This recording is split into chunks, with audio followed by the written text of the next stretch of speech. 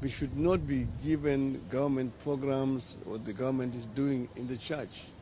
That is politics.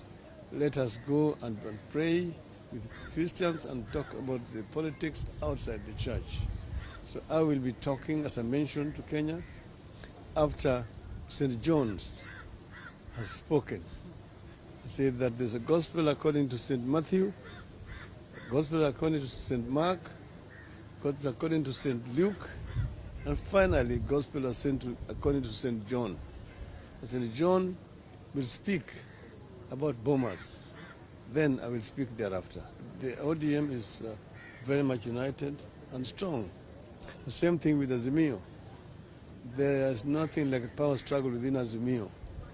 We work together very closely with Honorable Stephen Kalonzo Musyoka, the Honorable Uhuru Kenyatta, Honorable Martha Karua.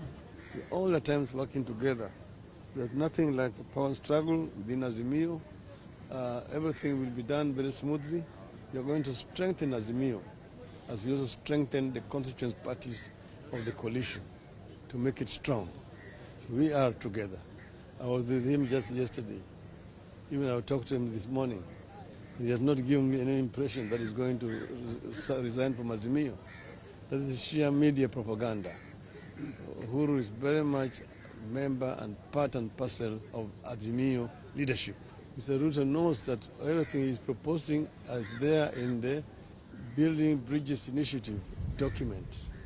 If you want us to talk, let us start from there. But you must engage the people of Kenya in any major constitutional amendment that you want to bring. You cannot bring ministers into parliament by changing standing orders.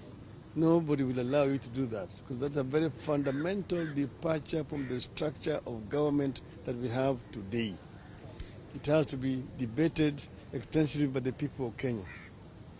If you want to have a position of prime minister, it is in the Building Bridges Initiative. Where do you call him chief prime or prime cabinet secretary? Call him a prime minister and give him a proper portfolio. Actually, I am very sorry for Honorable Salim Davadi, that a person of his stature is being given no portfolio and just given a title to do. It is actually an embarrassment. So what if they want to engage, let us engage. But first, let us deal with what happened at Bomas of Kenya.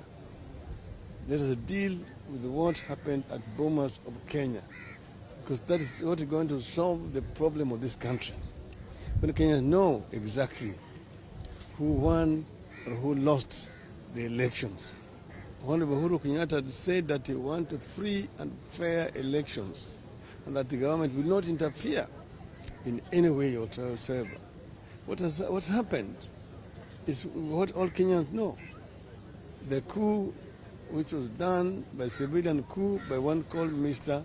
Wafula Chebukati, 4 against 3. The 4 commissioners said they don't agree with what Chebukati announced.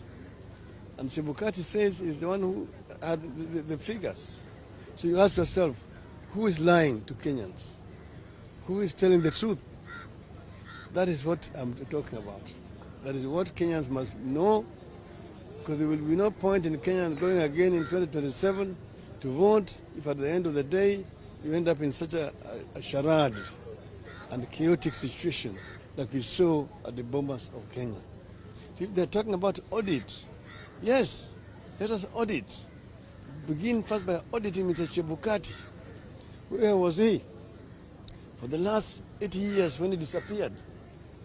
And where did he get the results that he announced? That is the question that must be asked. If you can answer those questions, Kenyans will be happy.